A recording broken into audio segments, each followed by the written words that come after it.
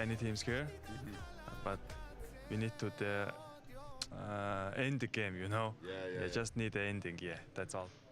In terms of getting to the ending, you did already beat G2 in Dallas, the exact same lineup that you're facing today.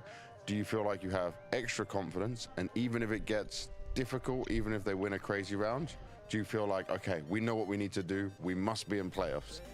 At that time in the Dallas, they had Hades on the lineup, and I think they didn't practice a lot in that time. Okay. Now they had time to practice, and I think it's kind of harder than the last time, I guess, I love Techno in this because he's telling me, right, they were getting tilted, they have some mental problems with this, but he's still confident that they can beat anyone. That's a positive sign from going into this. Of course. I mean, if you're the Mongols, you've taken maps off of some of the best teams in the world.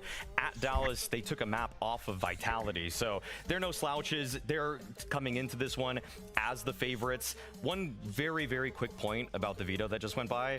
I'm not too concerned about the maps all in all, but G2 decided to actually start on the T side for both maps, actually. Ooh. So I think that's something that's actually really cool in terms of them recognizing they are just so much better when they're the ones that are dictating the pace. And I mean, there's been that general shift of T-sides getting a little bit stronger as well. So we'll see if they can manage it. They're going to have their own struggles. I'm glad he said they're not feeling any pressure, and I mean, I'm glad it didn't seem like he cared so much about the Dallas thing, because I think coming into an elimination game at the major, you kind of need to forget all the past history to some extent. Like, you know, this team has changed some things. You know, they're getting better wins here than you saw them just a couple weeks ago. So it's not the same team, even if it's the same lineup.